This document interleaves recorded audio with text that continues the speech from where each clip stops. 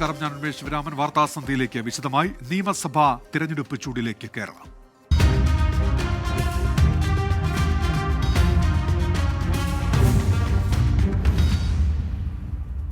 നിയമസഭാ തെരഞ്ഞെടുപ്പിനെ ഒറ്റക്കെട്ടായി നേരിടാൻ കോൺഗ്രസ്. പാർട്ടിയിൽ അനൈക്യമെന്ന CPIM പ്രചാരണത്തെ ടീം UDF എന്ന നിലയിൽ നേരിടുമെന്ന് പ്രതിപക്ഷ നേതാവ് VD സതീശൻ വ്യക്തമാക്കി. തെരഞ്ഞെടുപ്പിന് മുൻപ് DCC KPCC സെക്രട്ടറി പുനഃസംഘടന വേണ്ടെന്നും നേതൃത്വത്തിൽ ധാരണ. സ്ഥാനാർത്ഥി നിർണയം സംബന്ധിച്ച പ്രാഥമിക ചർച്ചകൾക്കായി സ്ക്രീനിംഗ് കമ്മിറ്റി ഈ മാസം 12-ന് യോഗം ചേരും. നിശ്ചയദാർഢ്യവും കഠിനാധ്വാനവും ആത്മവിശ്വാസമാക്കി നിയമസഭാ തെരഞ്ഞെടുപ്പിലേക്ക് നീങ്ങാനാണ് കോൺഗ്രസ് ലക്ഷ്യ 2026 നേതൃസംഗമത്തിലെ തീരുമാനം. UDF വെറുമൊരു മുന്നണിയല്ല, അധികാരം പിടിക്കാൻ പോകുന്ന മുന്നണിയാണെന്നാണ് പ്രതിപക്ഷ നേതാവ് VD സതീശന്റെ പ്രഖ്യാപനം. ഇടതു നയങ്ങൾക്ക് ബദലായി പുതിയ നയങ്ങൾ ആവിഷ്കരിക്കും. പ്രായോഗികമില്ലാത്ത ഒരു വാഗ്ദാനവും ജനങ്ങൾക്ക് മുന്നിൽ അവതരിപ്പിക്കേണ്ടതില്ലെന്നും തീരുമാനിച്ചിട്ടുണ്ട്. ഉജ്ജ്വലമായ ഭൂരിപക്ഷത്തോടെ 100-ലധികം സീറ്റോടുകൂടി UDFനെ കേരളത്തിൽ അധികാരത്തിലേറ്റും. തദ്ദേശ തെരഞ്ഞെടുപ്പിലെ വിജയത്തിന്റെ അടിസ്ഥാനത്തിലാണ് നിയമസഭാ തെരഞ്ഞെടുപ്പ് വരെ പാർട്ടി പുനഃസംഘടന വേണ്ടെന്ന ധാരണയിലെത്തിയത്. പരിമിതികൾക്കിടയിലും മികച്ച വിജയം സമ്മാനിച്ച DC അധ്യക്ഷന്മാരെ മാറ്റിയാൽ തിരിച്ചടി ഉണ്ടാകുമെന്ന് നേതൃത്വം വിലയിരുത്തുന്നു. നിയമസഭാ തെരഞ്ഞെടുപ്പ് പൂർത്തിയാകുന്നവരെ DC അധ്യക്ഷന്മാരുടെ മാറ്റമുണ്ടാകില്ല. പുതിയ KP സെക്രട്ടറിമാരുടെ നിയമനവും തെരഞ്ഞെടുപ്പിന് ശേഷമേ ഉണ്ടാകൂ. അതിപ്പോൾ അത്യാവശ്യമായ സംഘടനാ ശാക്തീകരണം ഉണ്ടാകും. കൂടുതൽ ആളുകൾക്ക് ചുമതല കൊടുത്ത് മുന്നോട്ട് പോകും. ഈ മാസം ആദ്യം തന്നെ സ്ഥാനാർത്ഥി പട്ടിക പ്രഖ്യാപിക്കാൻ ലക്ഷ്യമിട്ടുള്ള നടപടികളും കോൺഗ്രസിൽ ആരംഭിച്ചിട്ടുണ്ട്. സ്ക്രീനിംഗ് കമ്മിറ്റി അധ്യക്ഷൻ മധുസൂദന മിസ്ത്രി ഈ മാസം 13-14 തീയതികളിൽ കേരളത്തിലെത്തും. സിറ്റിംഗ് MLA അടങ്ങുന്ന പട്ടികയായിരിക്കും ആദ്യം പ്രഖ്യാപിക്കുക. നിലവിലുള്ള MLA-മാരിൽ സുൽത്താൻ ബത്തേരിയെ പ്രതികരിക്കുന്ന IC ബാലകൃഷ്ണൻ, തൃപ്പൂണിത്തുറ പ്രതികരിക്കുന്ന K ബാബു എന്നിവർക്ക് സീറ്റ് ലഭിക്കാൻ സാധ്യതയില്ല. പീഡന പരാതിയിൽപ്പെട്ട പെരുമ്പാവൂർ MLA എൽദോസ് കുന്നപ്പള്ളിക്ക് വീണ്ടും സീറ്റ് നൽകുന്ന കാര്യത്തിൽ തീരുമാനം വൈകാൻ സാധ്യതയുണ്ട്. പെരുമ്പാവൂർ കോതമംഗലം സീറ്റുകൾ വെച്ചുമാറുന്നത് കോൺഗ്രസ് നേതൃത്വം പരിഗണിക്കുന്നതാണ് വൈകാൻ കാരണം. സുൽത്താൻ ബത്തേരിയിൽ നിന്ന് അഭിലാഷ് പള്ളിക്കരയ്ക്കൊപ്പം R. ശ്രീജിത്ത്, 24. നിയമസഭാ തെരഞ്ഞെടുപ്പിൽ UDF-ൽ കൂടുതൽ സീറ്റുകൾ ആവശ്യപ്പെടാൻ മുസ്ലിം ലീഗ് സംസ്ഥാന പ്രവർത്തക സമിതി യോഗത്തിൽ തീരുമാനം. ഉഭയകക്ഷി ചർച്ചയിൽ ഇക്കാര്യം ഉന്നയിക്കുമെന്ന് ലീഗ് സംസ്ഥാന ജനറൽ സെക്രട്ടറി PMA സലാം പറഞ്ഞു. 3 ടേം വ്യവസ്ഥ സംബന്ധിച്ചും പ്രവർത്തക സമിതിയിൽ ചർച്ചയായി. UDF-ലെ സീറ്റ് വിഭജന ചർച്ചയിൽ കൂടുതൽ സീറ്റുകൾ ആവശ്യപ്പെടാനാണ് മുസ്ലിം ലീഗ് സംസ്ഥാന പ്രവർത്തക സമിതി യോഗത്തിന്റെ തീരുമാനം. കോൺഗ്രസുമായി ഉഭയകക്ഷി ചർച്ച നടത്തും. വിജയസാധ്യത മാത്രമാണ് സ്ഥാനാർത്ഥിത്വത്തിനുള്ള മാനദണ്ഡം. പരിചയസമ്പന്നരും പുതുമുഖങ്ങളും സ്ഥാനാർത്ഥികളായി ഉണ്ടാകും. സീറ്റുകൾ വെച്ചുമാറുന്ന കാര്യവും ചർച്ച ചെയ്യും. ജനുവരി 15-ന് മുമ്പ് UDF-ലെ ഘടകകക്ഷികൾ തമ്മിലുള്ള സീറ്റ് വിഭജനം പൂർത്തിയാക്കണം എന്നാണ് UDF യോഗത്തിൻ്റെ തീരുമാനം. അതനുസരിച്ച് അടുത്ത് തന്നെ ഉഭയകക്ഷി ചർച്ച കോൺഗ്രസും മുസ്ലിം ലീഗും തമ്മിൽ ഉണ്ടാകും എന്നാണ് ഞങ്ങളുടെ പ്രതീക്ഷ. ഘടകകക്ഷികളുടെയൊക്കെ മനസ്സറിഞ്ഞതിന് ശേഷം മുസ്ലിം ലീഗും ഒരു സ്ട്രാറ്റജി തയ്യാറാക്കി കൂടുതൽ ഗൗരവതരമായ ചർച്ചകളിലേക്ക് നടക്കും. UDF-ന്റെ ആശയങ്ങളുമായി യോജിക്കുന്ന എല്ലാ വിഭാഗങ്ങളെയും സംഘടനകളെയും കൂട്ടിയോജിപ്പിച്ച് പോകണം. മുന്നണി വിപുലീകരണത്തിന് ലീഗ് മുൻകൈയെടുക്കും. 3 ടേം വ്യവസ്ഥ സംബന്ധിച്ച് അന്തിമ തീരുമാനം പിന്നീടെന്നും PMA സലാം പറഞ്ഞു. SIR-മായി ബന്ധപ്പെട്ട പ്രശ്നങ്ങൾ പരിഹരിക്കാൻ പഞ്ചായത്ത്, മുനിസിപ്പാലിറ്റി തലങ്ങളിൽ ഈ മാസം 10-ന് മെഗാ ക്യാമ്പ് സംഘടിപ്പിക്കാനും ലീഗ് നേതൃത്വം തീരുമാനിച്ചു. വർഗീയ പരാമർശം നടത്തിയ SNDP യോഗം ജനറൽ സെക്രട്ടറി വെള്ളാപ്പള്ളി നടേശനെതിരെ കേസെടുക്കണമെന്ന് ലീഗ് പ്രമേയത്തിൽ ആവശ്യപ്പെട്ടു. 24 കോഴിക്കോട്. സ്വർണ്ണക്കുടയിലെ ഇടക്കാല റിപ്പോർട്ടിലെ വിശദാംശങ്ങൾ കൂടി ഇപ്പോൾ പുറത്തുവരുന്നുണ്ട്. ഇതുവരെ 181 സാക്ഷികളുടെ മൊഴിയെടുത്തു എന്നാണ് SIT ഇപ്പോൾ അറിയിക്കുന്നത്. ദ്വാരപാലക കേസിൽ 15 പ്രതികളിൽ 9 പേരെ അറസ്റ്റ് ചെയ്തതായി SIT വ്യക്തമാക്കുന്നുണ്ട്. കട്ടിളപ്പാളി കേസിൽ അതേസമയം 12 പ്രതികളിൽ 9 പേരെ അറസ്റ്റ് ചെയ്തു എന്നും ഇപ്പോൾ SIT അറിയിക്കുന്നുണ്ട്.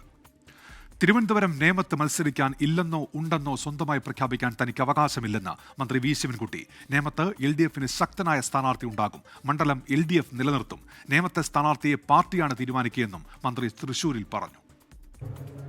അത് അല്ലാതെ നേമത്ത് ഞാൻ ഇല്ലെന്നോ ഉണ്ടെന്നോ സ്വന്തമായി പ്രഖ്യാപിക്കാനുള്ള അവകാശം സംഘടനാപരമായും പാർട്ടിപരമായും എനിക്കില്ല. അത് തെറ്റായ ഒരു വാർത്ത അത് പറഞ്ഞതാണ്. ഞാൻ വീണ്ടും അത് എടുത്ത് ആ പറഞ്ഞ വാർത്ത ടെലിവിഷനിൽ വന്നത് റെക്കോർഡ് ചെയ്തെടുത്ത് നോക്കിയപ്പോൾ നേരിൽ കേൾക്കുമ്പോൾ അതിലൊരു പ്രശ്നം കാണുന്നില്ല. പക്ഷേ നിയമമെന്ന് പറഞ്ഞ ശേഷം നിർത്തിയ ശേഷം പറഞ്ഞപ്പോൾ ഒരു കൺഫ്യൂഷൻ ആ കാര്യത്തിൽ ഉണ്ടായിട്ടുണ്ട്. ഞാൻ അങ്ങനെ ഉദ്ദേശിച്ചിട്ടേ ഇല്ല. പാർട്ടിയാണ് അതിൽ നേമത്ത് മത്സരിക്കണമോ വേണ്ടയോ എന്ന് തീരുമാനിക്കേണ്ടത്. CPIM കേന്ദ്ര കമ്മിറ്റി യോഗം ഈ മാസം 15-ന് തിരുവനന്തപുരത്ത് ചേരും. കേരളം ഉൾപ്പെടെയുള്ള സംസ്ഥാനങ്ങളിലെ നിയമസഭാ തെരഞ്ഞെടുപ്പായിരിക്കും യോഗത്തിന്റെ പ്രധാന അജണ്ട. തെരഞ്ഞെടുപ്പിൽ പാർട്ടിയെ നയിക്കാൻ പിണറായി വിജയനെ ചുമതലപ്പെടുത്തുന്ന തീരുമാനവും കേന്ദ്ര കമ്മിറ്റി പോളിറ്റ് ബ്യൂറോ യോഗങ്ങളിൽ ഉണ്ടാകും. MA baby CPIM general secretary ആയ ശേഷം കേരളത്തിൽ നടക്കുന്ന ആദ്യത്തെ കേന്ദ്ര കമ്മിറ്റിയാണിത്. കേരളം, പശ്ചിമബംഗാൾ, അസം, പുതുച്ചേരി, തമിഴ്നാട് സംസ്ഥാനങ്ങളിലെ തെരഞ്ഞെടുപ്പിന്റെ തയ്യാറെടുപ്പുകളാണ് യോഗത്തിലെ പ്രധാന ചർച്ചാ വിഷയം. പാർട്ടി 10 വർഷമായി അധികാരത്തിലിരിക്കുന്ന കേരള നിയമസഭയിലേക്കുള്ള തെരഞ്ഞെടുപ്പിനായിരിക്കും പ്രാധാന്യം. അധികാരം നിലനിർത്തുക ലക്ഷ്യമിട്ടുള്ള ചർച്ചകളും തീരുമാനങ്ങളും 3 ദിവസം നീളുന്ന കേന്ദ്ര കമ്മിറ്റിയിലുണ്ടാകും. ഇടതുമുന്നണിയെ തെരഞ്ഞെടുപ്പിൽ ആര് നയിക്കും എന്നത് സംബന്ധിച്ച ഔദ്യോഗിക തീരുമാനങ്ങളും യോഗത്തിൽ നിന്ന് പ്രതീക്ഷിക്കുന്നു. തുടർച്ചയായി 2 തവണ മുഖ്യമന്ത്രിയായ പിണറായി വിജയൻ തന്നെയായിരിക്കും മുന്നണിയെ നയിക്കുക എന്ന് ഏതാണ്ട് ഉറപ്പാണ്. 2 ടേം നിബന്ധനയുടെ കാര്യത്തിൽ ഇളവ് നൽകുന്നതിലും കേന്ദ്ര കമ്മിറ്റിയുടെ മാർഗനിർദ്ദേശമുണ്ടാകും. കോൺഗ്രസും UDF-ഉം സ്ഥാനാർത്ഥി നിർണയ ചർച്ചകൾ ആരംഭിച്ച സാഹചര്യത്തിൽ CPIM സ്ഥാനാർത്ഥികളെ നേരത്തെ പ്രഖ്യാപിക്കുന്നതിലും കേന്ദ്ര കമ്മിറ്റിയിൽ നിന്ന് ഇടപെടൽ പ്രതീക്ഷിക്കുന്നുണ്ട്. 24 തിരുവനന്തപുരം.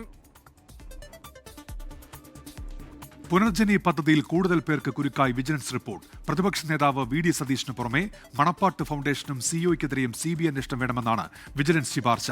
ഇനി എത്ര അന്വേഷിച്ചാലും ഭയമില്ലെന്ന് പ്രതിപക്ഷ നേതാവ് VD സതീശൻ പറഞ്ഞു. ഏത് അന്വേഷണത്തെയും നേരിടാൻ തയ്യാറെന്നായിരുന്നു മണപ്പാട്ട് ഫൗണ്ടേഷൻ CEO അമീർ അഹമ്മദിന്റെ പ്രതികരണം. പ്രതിപക്ഷ നേതാവ് VD സതീശനും മണപ്പാട്ട് ഫൗണ്ടേഷൻ CEO അമീർ അഹമ്മദും ചേർന്ന് നടത്തിയ ഗൂഢാലോചനയുടെ ഭാഗമായാണ് ക്രമക്കേടെന്നായിരുന്നു വിജിലൻസിന് ലഭിച്ച പരാതി. മണപ്പാട്ട് ഫൗണ്ടേഷൻ ഇത്തരത്തിൽ വിദേശ ഫണ്ട് സ്വീകരിച്ചതിന്റെ രേഖകളോ റെക്കോർഡുകളോ സൂക്ഷിച്ചിട്ടില്ലെന്നും FCRA ചട്ടത്തിന്റെ ലംഘനമാണെന്നും വിജിലൻസ് റിപ്പോർട്ടിൽ പറയുന്നു. മണപ്പാട്ട് ഫൗണ്ടേഷന്റെ ബാങ്ക് അക്കൗണ്ടിന്റെ വിവരങ്ങൾ പരിശോധിച്ചതിൽ അക്കൗണ്ടിലേക്ക് വന്ന പണവും അതിനായി നൽകിയ രേഖകളും തമ്മിൽ പൊരുത്തക്കേടുകൾ ഉള്ളതായി വിജിലൻസ് കണ്ടെത്തി. എത്ര വേണമെങ്കിലും അന്വേഷിക്കട്ടെയെന്നും തനിക്കെതിരെ ഒരു തെളിവുമില്ലെന്നും VD സതീശൻ. എന്നെ കൊണ്ട് CBI അന്വേഷിപ്പിച്ച് CBIക്കാരെ കൊണ്ട് എന്നെ ചോദ്യം ചെയ്യിപ്പിച്ച് ഇനി CBI എന്നെ അറസ്റ്റ് ചെയ്യിപ്പിക്കണമെന്നാണ് ഇവരുടെ ആഗ്രഹമെങ്കിൽ ചെയ്തോ, ഒരു വിരോധമില്ല. വിദേശ വിനിമയ ചട്ടം ലംഘിച്ചിട്ടില്ലെന്നും ഇടപാടുകൾക്ക് കൃത്യമായ രേഖകളുണ്ടെന്നുമാണ് മണപ്പാട്ട് ഫൗണ്ടേഷൻ CEO അമീർ അഹമ്മദിന്റെ പ്രതികരണം. 1% വ്യത്യാസം ആരെങ്കിലും കാണിച്ചു തന്നാൽ I am ready to do anything. അത്രേ ഉള്ളൂ എനിക്ക് പറയാനുള്ളത്. അത് അത്രമാത്രം സുതാര്യമാണ്. ഇതിലൊക്കെ വെറും പുകമറ സൃഷ്ടിക്കാന്നുള്ള ഇതിൽ ദർ ഇസ് അബ്സല്യൂട്ട്ലി നത്തിങ്. പ്രതിപക്ഷ നേതാവ് VD സതീശനെതിരായ അന്വേഷണത്തിൽ പ്രതിപക്ഷത്തിന് അങ്കലാപ്പെന്ന് CPIM സംസ്ഥാന സെക്രട്ടറി ബിനോയ് വിശ്വം പറഞ്ഞു. ശബരിമലയിലേതുപോലെയുള്ള കൊള്ളയാണ് പുനർജനിയിലെ കൊള്ളയെന്ന് മന്ത്രി V ശിവൻകുട്ടിയും പ്രതികരിച്ചു. CBI അന്വേഷണ ശുപാർശയിൽ മുഖ്യമന്ത്രിയാണ് തീരുമാനമെടുക്കേണ്ടത്. 24 തിരുവനന്തപുരം. തൊണ്ടി മുതൽ തിരിമറി കേസിൽ ശിക്ഷിക്കപ്പെട്ട ആന്റണി രാജുവിനെ MLA സ്ഥാനത്ത് നിന്ന് അയോഗ്യനാക്കി വിജ്ഞാപനമിറക്കി നിയമസഭാ സെക്രട്ടേറിയറ്റ്. കോടതി വിധി വന്ന ജനുവരി 3 മുതൽ അയോഗ്യത പ്രാബല്യത്തിലാണെന്ന് വിജ്ഞാപനത്തിൽ പറയുന്നു. തിരുവനന്തപുരം സീറ്റ് ഒഴിവുവന്നെന്ന് തെരഞ്ഞെടുപ്പ് കമ്മീഷനോട് നിയമസഭാ സെക്രട്ടേറിയറ്റ് റിപ്പോർട്ട് ചെയ്തു. തിരുവനന്തപുരം കോർപ്പറേഷൻ മേയറാകാത്തതിൽ അതൃപ്തി പരസ്യമാക്കി Sasthamangalam councillor R Sreelekha. Ward councillor ആകാനല്ല മത്സരിച്ചത് എന്നും തെരഞ്ഞെടുപ്പിന് മുൻപ് തനിക്ക് മേയർ സ്ഥാനം വാഗ്ദാനം ചെയ്തിരുന്നുവെന്നും R ശ്രീലേഖ പറഞ്ഞു. പ്രതികരണം വിവാദമായതോടെ മാധ്യമങ്ങളെ പഴിചാരി R ശ്രീലേഖ രംഗത്തെത്തി. പറഞ്ഞത് വെറും കൗൺസിലറായിട്ടല്ല മത്സരിപ്പിക്കുന്നത്, ഒരു BJP പാർട്ടിയുടെ മുഖമായിരിക്കും ഇപ്രാവശ്യം ഞാൻ, എല്ലാവരും വിജയിപ്പിച്ചെടുക്കണം, അതുപോലെ മേയറായിട്ട് പരിഗണിക്കും എന്ന് പറഞ്ഞിട്ടുണ്ടായിരുന്നു. ഇലക്ഷൻ്റെ സമയത്തൊക്കെ അങ്ങനെ തന്നെ കേട്ടിരുന്നു. അതിനുശേഷം ഇങ്ങനെ മാറിയപ്പോൾ അതിനുള്ള കാരണം പാർട്ടിക്കുണ്ടായിരുന്നു എന്ന് തന്നെ ഇപ്പോഴും ഞാൻ വിശ്വസിക്കുന്നു. തന്നെ മേയറാക്കാമെന്ന BJP നേതൃത്വം വാഗ്ദാനം നൽകിയിരുന്നെന്നും അവസാന നിമിഷം തീരുമാനം മാറിയെന്നുമാണ് R ശ്രീലേഖ തുറന്നടിച്ചത്. പാർട്ടി പറഞ്ഞാലും നിയമസഭാ തെരഞ്ഞെടുപ്പിൽ മത്സരിക്കാനില്ലെന്നും പ്രതികരണം. പാർട്ടി ഇതുവരെ നിർദ്ദേശിച്ചിട്ടില്ല, എനിക്ക് താല്പര്യമില്ല. പ്രതികരണം വിവാദമായതോടെ മാധ്യമങ്ങളെ പഴിചാരി ശ്രീലേഖ രംഗത്തെത്തി. പുറകെ നടന്ന് ശല്യം ചെയ്ത മാധ്യമങ്ങൾ കള്ളക്കഥ പ്രചരിപ്പിക്കുന്നുവെന്നായിരുന്നു ഫേസ്ബുക്ക് പോസ്റ്റിലൂടെ ആരോപണം. ശ്രീലേഖയുടെ പ്രതികരണത്തിൽ ഒന്നും പറയാതെ മേയർ VV രാജേഷ് ഒഴിഞ്ഞുമാറി. അങ്ങനെ ചില വാർത്തകളൊന്നും പറയുന്നത് കേട്ടു, എൻ്റെ ശ്രദ്ധയിൽ അത് കാര്യമായിട്ട് വന്നിട്ടില്ല. ശ്രീലേഖയുടെ തുറന്നുപറച്ചിലിൽ BJP നേതൃത്വം ഇതുവരെയും പ്രതികരിക്കാൻ തയ്യാറായിട്ടില്ല. റിനു ശ്രീധർ, 24 തിരുവനന്തപുരം. പാലക്കാട് ജില്ലാ ആശുപത്രിയിലെ ചികിത്സാ പിഴവിനെ തുടർന്ന് കൈ മുറിച്ചു മാറ്റേണ്ടി വന്ന 9 വയസ്സുകാരിക്ക് കൃത്രിമ കൈവയ്ക്കാൻ പണം നൽകുമെന്ന് ആരോഗ്യമന്ത്രി വീണ ജോർജ്. വനിതാ ശിശുവികസന വകുപ്പിന്റെ ബാലനിധിയിൽ നിന്ന് പണം നൽകും. കൃത്രിമ കൈവയ്ക്കാൻ പണം നൽകാമെന്ന് പ്രതിപക്ഷ നേതാവ് VD സതീശൻ അറിയിച്ചതിന് പിന്നാലെയാണ് സർക്കാർ നീക്കം. വീട്ടുമുറ്റത്ത് കളിച്ചുകൊണ്ടിരിക്കുന്നതിനിടെ വീണാണ് 9 വയസ്സുകാരി വിനോദിനിക്ക് കൈക്ക് പരിക്കു പറ്റുന്നത്. ആശുപത്രിയുടെ ഭാഗത്തു നിന്നും ഉണ്ടായ ചികിത്സാ പിഴവിനെ തുടർന്ന് കഴിഞ്ഞ സെപ്റ്റംബർ 30-ന് കുട്ടിയുടെ കൈ കോഴിക്കോട് മെഡിക്കൽ കോളേജിൽ വെച്ച് മുറിച്ചുമാറ്റി. കൃത്രിമ കൈവയ്ക്കാൻ ആവശ്യമായ 7 ലക്ഷം രൂപ നൽകാനോ ചികിത്സ ഉറപ്പാക്കാനോ സർക്കാരിന്റെ ഭാഗത്തു നിന്ന് നടപടിയുണ്ടായില്ല. തുടർന്ന് കുട്ടിക്ക് കൃത്രിമ കൈ വെച്ചു നൽകാമെന്ന് പ്രതിപക്ഷ നേതാവ് VD സതീശൻ കുടുംബത്തെ അറിയിച്ചതിന് പിന്നാലെയാണ് ആരോഗ്യമന്ത്രി വീണ ജോർജിന്റെ ഇടപെടൽ. കൃത്രിമ കൈവയ്ക്കാൻ ബാലനിധിയിൽ നിന്നും ഫണ്ട് ലഭ്യമാക്കും. കുട്ടിക്ക് അടിയന്തരമായി ധനസഹായം നൽകേണ്ടതിന്റെ ആവശ്യകത പരിഗണിച്ച് മിഷൻ വാത്സല്യ മാർഗരേഖ പ്രകാരമുള്ള സ്പോൺസർഷിപ്പ് പദ്ധതിയിൽ ഉൾപ്പെടുത്തിയാണ് ഉത്തരവ്. വാടക വീട്ടിൽ കഴിയുന്ന കുടുംബത്തിന് മകളുടെ ചികിത്സാ ചെലവ് താങ്ങുന്നില്ലെന്നും സഹായം ഉറപ്പാക്കണമെന്നും പലതവണ അധികൃതരെ അറിയിച്ചിരുന്നെങ്കിലും നടപടി ഉണ്ടായില്ലെന്ന് ആരോപണമുയർന്നിരുന്നു. മുഖ്യമന്ത്രിയുടെ ദുരിതാശ്വാസ ഫണ്ടിൽ നിന്ന് 2 ലക്ഷം രൂപ മാത്രമാണ് ഇതുവരെ കുടുംബത്തിന് ലഭിച്ചത്. 24 പാലക്കാട്. വാർത്താസന്ധ്യയിലേക്ക് തിരികെ. ശബരിമല സ്വർണ്ണക്കൊള്ളയിൽ ഇടക്കാല റിപ്പോർട്ട് 24-ന്. ഇതുവരെ 181 സാക്ഷികളുടെ മൊഴിയെടുത്തു എന്ന SIT. ദ്വാരപാലക കേസിൽ 15 പ്രതികളിൽ 9 പേരെ അറസ്റ്റ് ചെയ്തു. വിശദാംശങ്ങളുമായി വിഷ്ണു സുരേഷ് ഉണ്ട് കൊച്ചിയിൽ നിന്ന്. വിഷ്ണു, എന്തൊക്കെ കാര്യങ്ങൾ വ്യക്തമാക്കുന്ന റിപ്പോർട്ടിൽ SIT? വിഷ്ണു.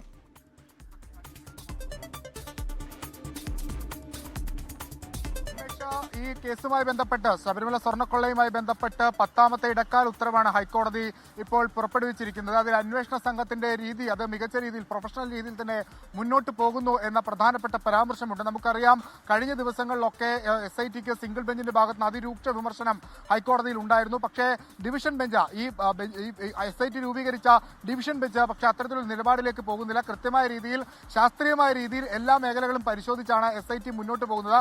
മാധ്യമങ്ങൾക്ക് ഒരു വിമർശനം കോടതിയുടെ ഭാഗത്തുനിന്നുണ്ട്. മിസ്ലീഡിംഗ് ആയിട്ടുള്ള വാർത്തകൾ പല കോണുകളിൽ നിന്ന് വരുന്നുണ്ട്. അത് ഈ പറയുന്ന SITയെ അതിസമ്മർദ്ദത്തിൽപ്പെടുത്താനുള്ള സാധ്യതകളൊക്കെ ഉണ്ട് തുടങ്ങിയ കാര്യങ്ങളൊക്കെ ചൂണ്ടിക്കാണിച്ചിട്ടുണ്ട്. ഒപ്പം കേസിൽ ഏറ്റവും നിർണായകമാകാൻ പോകുന്നത് സയന്റിഫിക് പരിശോധനാ ഫലമാണെന്നും ഹൈക്കോടതി നിരീക്ഷിക്കുന്നുണ്ട്. അതിന്റെ സാമ്പിളുകൾ കഴിഞ്ഞ ദിവസങ്ങളിലൊക്കെ സന്നിധാനത്ത് നിന്ന് ദ്വാരപാലക ശില്പങ്ങളിലെ ഈ സാമ്പിളുകൾ സ്വീകരിച്ച് അത് മറ്റിടങ്ങളിലെ ലാബിലേക്ക് പരിശോധനയ്ക്ക് അയച്ചിട്ടുണ്ട്. ആ പരിശോധനയുടെ ഫലം പുറത്തു വന്നിട്ടില്ല. ആ പരിശോധനാ ഫലമാണ് ഈ കേസിൽ ഏറ്റവും നിർണായകമാകാൻ പോകുന്നത് എന്നുള്ളതാണ് ഹൈക്കോടതിയുടെ ഒരു വിലയിരുത്തൽ. വളരെ കൃത്യമായ രീതിയിൽ തന്നെ അന്വേഷണം മുന്നോട്ട് പോകുന്നുണ്ട്. സാവകാശം എടുക്കും, സമയമെടുക്കും സത്യം പുറത്തു വരാൻ എന്ന ബോധ്യം ഹൈക്കോടതിക്കുണ്ട് എന്ന് കോടതി വ്യക്തമാക്കുന്നുണ്ട്. അതുകൊണ്ട് ധൃതിപ്പെടേണ്ട സാഹചര്യമില്ല. വളരെ കൃത്യമായി തന്നെ എല്ലാ വശങ്ങളും പരിശോധിച്ച് എല്ലാ മേഖലകളും കേന്ദ്രീകരിച്ച് അന്വേഷണം നടത്താനാണ് നിർദ്ദേശം. ഒപ്പം ഈ കഴിഞ്ഞ ദിവസങ്ങളിലൊക്കെ തന്നെ സംസ്ഥാനത്തിന് പുറത്ത് SIT പരിശോധന നടത്തുന്നു. ആ പരിശോധനയിൽ നിർണായകമായ തെളിവുകൾ ഈ കേസുമായി ബന്ധപ്പെട്ട് ലഭിച്ചിട്ടുണ്ട് എന്ന വിലയിരുത്തലിലേക്ക് ഹൈക്കോടതി എത്തുന്നു. SIT ഇന്ന് സമർപ്പിച്ച വിവരങ്ങളുടെ അടിസ്ഥാനത്തിലാണ് ഇന്ന് ഇപ്പോൾ ദേവസ്വം ബെഞ്ച് ഈ ഇടക്കാല ഉത്തരവ് പുറപ്പെടുവിച്ചിരിക്കുന്നത്. 10ാമത്തെ ഇടക്കാല ഉത്തരവാണ് ശബരിമല സ്വർണ്ണക്കൊള്ള കേസുമായി ബന്ധപ്പെട്ട ഹൈക്കോടതി ദേവസ്വം ബെഞ്ച് പുറപ്പെടുവിക്കുന്നത്. ഉന്മേഷ്, ഇപ്പോൾ വിഷ്ണു, ഈ കഴിഞ്ഞ ദിവസങ്ങളിലൊക്കെ നടന്ന നിർണായക ചോദ്യം ചെയ്യലൊക്കെ ഉണ്ടല്ലോ, അതുമായി ബന്ധപ്പെട്ട വിവരങ്ങളൊക്കെ ഉണ്ടോ ഈ SIT ഇടക്കാല റിപ്പോർട്ടിൽ?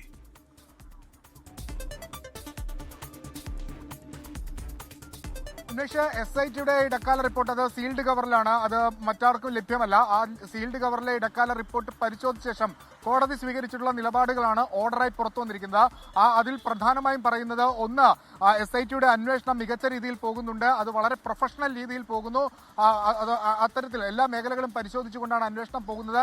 കൃത്യമായ ദിശയിൽ തന്നെ പോകുന്നുണ്ട്. പരമാവധി തെളിവുകൾ, പരമാവധി സാക്ഷികളെ മൊഴി രേഖപ്പെടുത്താനൊക്കെ SIT ഇതിനോടകം തന്നെ ശ്രമിച്ചിട്ടുണ്ട്. അതിൽ കൂടുതൽ മുന്നോട്ട് പോകേണ്ടതുണ്ട്. അതിന്റെ നടപടിക്രമങ്ങൾ SITക്ക് പോകാൻ വേണ്ടിയിട്ടാണ് ഇപ്പോൾ 6 ആഴ്ച സമയം അനുവദിച്ചിരിക്കുന്നത്. അതുമായി SIT മുന്നോട്ട് പോകട്ടെ. ഒപ്പം മാധ്യമങ്ങളിൽ വരുന്ന ചില വാർത്തകൾ, അത് മിസ്ലീഡിംഗ് ആയിട്ടുള്ള ചില വാർത്തകൾ സംഭവിക്കുന്നത് കോടതിയുടെ ശ്രദ്ധയിൽപ്പെട്ടിട്ടുണ്ട് എന്ന് കോടതി പറയുകയാണ്. അത് SITക്ക് അനാവശ്യമായ ഒരു സമ്മർദ്ദത്തിലേക്ക് പോകേണ്ട സാഹചര്യത്തിലേക്ക് പോകേണ്ടതില്ല എന്ന് കോടതി SITക്ക് നിർദ്ദേശം കൊടുക്കുന്നു.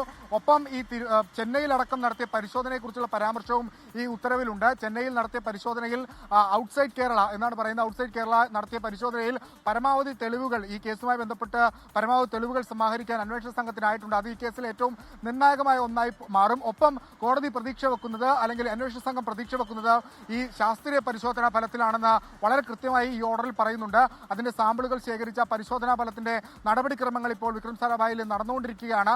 ആ പരിശോധനാ ഫലം പുറത്തു വരുമ്പോഴാണ് ഇതിന്റെ ഒരു ഗ്രാവിറ്റി എത്രത്തോളം ഉണ്ട്, എത്രത്തോളം സ്വർണം കവർന്നിട്ടുണ്ട്, സ്വർണം കവർന്നതാണോ അതല്ല എങ്കിൽ മറ്റ് റെപ്ലിക്ക ഇവിടെ കൊണ്ടുവച്ചതാണോ എന്ന കാര്യത്തിലൊക്കെ ഒരു വ്യക്തത വരണമെങ്കിൽ ആ പരിശോധനാ ഫലം വരും. അതിനുവേണ്ടിയുള്ള കാത്തിരിപ്പാണ്. അന്വേഷണ സംഘത്തോട് ഈ പറയുന്ന സമ്മർദ്ദങ്ങൾ, പുറത്തുള്ള സമ്മർദ്ദങ്ങൾക്കൊന്നും അടിപ്പെടേണ്ടതില്ല. കൃത്യമായ രീതിയിൽ തന്നെ അന്വേഷണം പോകുന്നുണ്ട് എന്ന നിർദ്ദേശം കൂടി കോടതി കൊടുക്കുകയാണ് ഈ ഉത്തരവിലൂടെ. ഉന്മേഷ്. വിഷ്ണു, ഇപ്പോൾ ആ ശാസ്ത്രീയ പരിശോധന അതിനുവേണ്ടി സാമ്പിളുകൾ ശേഖരിച്ചിട്ട് ഏറെ നാളായി, അതിപ്പോൾ നടന്നുവരികയാണ്. ആ ഫലം ഇതിൽ നിർണായകമാകുമല്ലോ. നിലവിലെ അന്വേഷണത്തിൽ അതുമായി ബന്ധപ്പെട്ട എന്തൊക്കെ കാര്യങ്ങളാണ് SIT വ്യക്തമാക്കിയതായി ഈ ഇടക്കാല റിപ്പോർട്ടിൽ നിന്ന് മനസ്സിലാകുന്നത് വിഷ്ണു?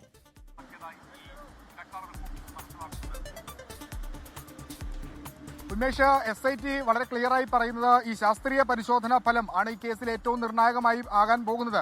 അതിന്റെ റിപ്പോർട്ടുകൾ, അതായത് ഇതുവരെ ശാസ്ത്രീയ പരിശോധനാ ഫലവുമായി ബന്ധപ്പെട്ട് സ്വീകരിച്ചിട്ടുള്ള നടപടികൾ, ഒപ്പം അയച്ചിട്ടുള്ള സാമ്പിളുകളുടെ അതിന്റെ തോത്, എവിടെയാണ് അയച്ചത്, എന്ത് പ്രോസസ്സാണ് അതിൽ നടക്കുന്നത് തുടങ്ങിയ കാര്യങ്ങളെല്ലാമാണ് ഇപ്പോൾ SIT ഇതിൽ വളരെ കൃത്യമായി തന്നെ വ്യക്തമാക്കിയിട്ടുള്ളത്. അതിൽ ഈ ദ്വാരപാലക സ്വർണ്ണപ്പാളിയിൽ നിന്നും അതോടൊപ്പം തന്നെ കട്ടിലപ്പാളിയിൽ നിന്നും സാമ്പിളുകൾ എടുത്ത് അയച്ച കാര്യങ്ങൾ ഇതിൽ വളരെ കൃത്യമായി തന്നെ പറഞ്ഞിട്ടുണ്ട്. അതിന്റെ പരിശോധന അവിടെ നടക്കുകയാണ്. ആ പരിശോധനാ ഫലം പുറത്തു വന്ന ശേഷമായിരിക്കും ഇതിൽ കൃത്യമായ ഒരു നടപടിയിലേക്ക് പോകുക. അത് എത്രയും പെട്ടെന്ന് ലഭ്യമാക്കാനുള്ള നടപടികൾ ആരംഭിച്ചിട്ടുണ്ട്. The result have not yet been obtained. ആ പരിശോധനാ ഫലം ഇതുവരെ ലഭിച്ചിട്ടില്ല. The outcome of this test is considerable significance. അതായത് ഈ പരിശോധനാ ഫലം ഈ കേസിൽ ഏറ്റവും നിർണായകമായ നടപടിയായി മാറും. അതിന്റെ പരിശോധനാ ഫലത്തിന്റെ അടിസ്ഥാനത്തിലായിരിക്കും ഇതിന്റെ ചാർജ് അടക്കം ഫ്രെയിം ചെയ്യാനുള്ള നടപടിയിലേക്ക് SIT പോകുക. അതായത് ഇത് സ്വർണം പൂശിയത് എടുത്തു മാറ്റിയതാണോ, അതല്ല എങ്കിൽ ഇതിന്റെ റെപ്ലിക്ക ഇവിടെ കൊണ്ടുവന്ന് വെച്ചതാണോ എന്ന് തുടങ്ങിയ കാര്യങ്ങളൊക്കെ ഒരു വ്യക്തത വരണമെങ്കിൽ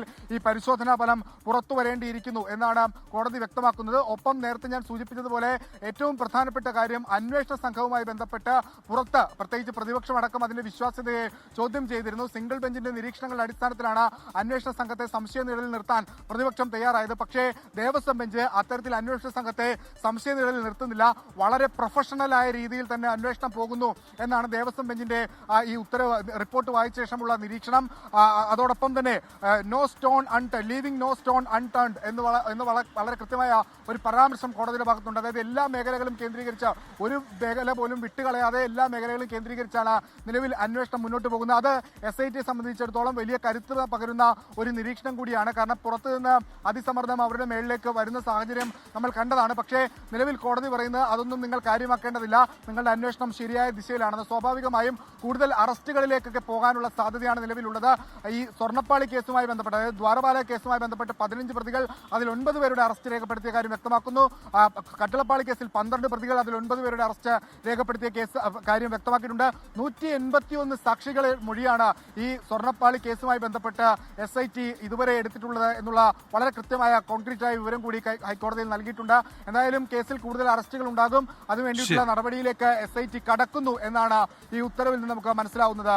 ഉന്മേഷ്, ശരി, വിഷ്ണു സുരേഷാണ് വാർത്തയുടെ വിശദാംശങ്ങൾ നൽകിയത്. വാർത്താസന്ധ്യയിലേക്ക് തിരികെ. JCI കൊട്ടാരക്കരയുടെ 31ാമത് സ്ഥാനാരോഹണ ചടങ്ങ് ധനമന്ത്രി KN ബാലഗോപാൽ ഉദ്ഘാടനം ചെയ്തു. MGM group chairman doctor Geevarghese Yohannan മുഖ്യാതിഥിയായി. പ്രസിഡന്റ് ബിജു രാജിന്റെ അധ്യക്ഷതയിൽ ചേർന്ന യോഗത്തിൽ JCI zone president Shyam Mohan, vice president Geevarghese Sam, programme director Samson Palakkonam, Roy Daniel, Reji Nisa തുടങ്ങിയവർ പങ്കെടുത്തു. Vyapari Vyavasayi Ekopana Samithi Kottarakkara unit president CS Mohandas ആശംസ അറിയിച്ചു. ശബരിമല വാർത്തയിലേക്ക്. Saranam Sannidhanam co powered by Ramesh RG നല്ലെണ്ണ. ആർജിക്കാം നല്ലൊരു പ്രാർത്ഥനാശീലം. കളർ മങ്ങാത്ത വൃത്തി. Lake roll car shampoo. തരിതരിയായ GRB നെയ്. പ്യുവറാണ്, അത് ഷുവറാണ്. Co sponsored by BLM Kerala, Tamil Nadu, Pondicherry. ശബരിമലയിൽ ഭക്തജന തിരക്ക് തുടരുന്നു. വൈകിട്ട് 6 മണിവരെ 71,468 അയ്യപ്പ ഭക്തരാണ് മല ചവിട്ടിയത്. മരക്കൂട്ടത്തും നടപ്പന്തലിലും നിയന്ത്രണങ്ങളോടെയാണ് ഭക്തരെ കടത്തിവിടുന്നത്. ഈ മാസം 14 നടക്കുന്ന മകരവിളക്ക് ഒരുക്കങ്ങൾ ശബരിമലയിൽ അവസാന ഘട്ടത്തിലാണ്. തിരുവനന്തപുരം ഉള്ളൂരിൽ മദ്യലഹരിയിൽ ആനയ്ക്ക് പാപ്പാന്റെ ക്രൂരമർദ്ദനമെന്ന് പരാതി. തിരുവിതാംകൂർ ദേവസ്വം ബോർഡിലെ ആനയായ ഉള്ളൂർ കാർത്തികേയനാണ് മർദ്ദനമേറ്റത്. മതപ്പാടിലുള്ള ആനയെ അകാരണമായി മർദ്ദിക്കാറുണ്ടെന്ന് നാട്ടുകാർ പറയുന്നു.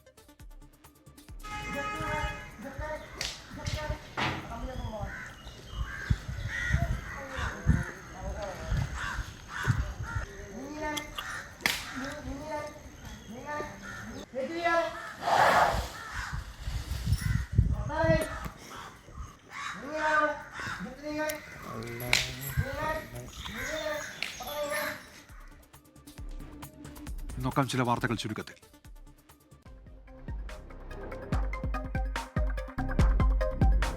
സംസ്ഥാനത്ത് അമീബിക് മസ്തിഷ്ക ജ്വരം ബാധിച്ച് 2 പേർ മരിച്ചത് തിരുവനന്തപുരം വെങ്ങാനൂർ സ്വദേശി ഡി സുധാകരനും കോഴിക്കോട് സ്വദേശി സച്ചിദാനന്ദനും. സുധാകരന് അമീബിക് മസ്തിഷ്ക ജ്വരം സ്ഥിരീകരിച്ചത് 2 ദിവസം മുൻപ്. തിരുവനന്തപുരം ജനറൽ ആശുപത്രിയിൽ ശസ്ത്രക്രിയയെ തുടർന്ന് ഗൈഡ് വെയർ കുടുങ്ങിയ സംഭവത്തിൽ നഷ്ടപരിഹാരം തേടി സുമയ്യ കോടതിയിലേക്ക്. വീഴ്ച സംബന്ധിച്ചെങ്കിലും സർക്കാർ സഹായം നൽകിയില്ലെന്ന് സുമയ്യ. ആലപ്പുഴ ഡയാലിസിസ് മരണങ്ങളിൽ കേസെടുത്ത് പോലീസ്. ഹരിപ്പാട് ആശുപത്രിക്കെതിരെ കേസെടുത്തത് ചികിത്സാ പിഴവിന്. സൂപ്രണ്ടും ഡയാലിസിസ് യൂണിറ്റ് ജീവനക്കാരും പ്രതികൾ. തിരുവനന്തപുരം മെഡിക്കൽ കോളേജിലെ ലിഫ്റ്റിൽ കുടുങ്ങിയ രോഗിക്ക് 5 ലക്ഷം രൂപ നഷ്ടപരിഹാരം നൽകണമെന്ന മനുഷ്യാവകാശ കമ്മീഷൻ. 5 ലക്ഷം രൂപ നഷ്ടപരിഹാരം നൽകണം. രാവിലെ 10 മുതൽ വൈകിട്ട് 5 വരെ ലിഫ്റ്റ് ഓപ്പറേറ്റർ നിയമിക്കണമെന്ന് നിർദ്ദേശം. നെല്ല് സംഭരണത്തിന് സഹകരണ കർഷക കേന്ദ്രീകൃത ബദലുമായി സംസ്ഥാന സർക്കാർ. കാർഷിക സഹകരണ സംഘങ്ങൾ കർഷകരിൽ നിന്ന് നേരിട്ട് നെല്ല് സംഭരിക്കും. നടൻ പുന്നപ്ര അപ്പച്ചൻ അന്തരിച്ചു. അന്ത്യം ആന്തരിക രക്തസ്രാവത്തെ തുടർന്ന് വണ്ടാനം മെഡിക്കൽ കോളേജ് ആശുപത്രിയിൽ ചികിത്സയിലിരിക്കെ ആശുപത്രിയിൽ പ്രവേശിപ്പിച്ചത് വീണ് പരിക്കേറ്റതിനെ തുടർന്ന്. ഇനി പൊതുജനം കഴുതിയല്ല എന്ന പരിപാടിയിലേക്ക് ബി ദിലീപ് കുമാർ എത്തും. നമസ്കാരം.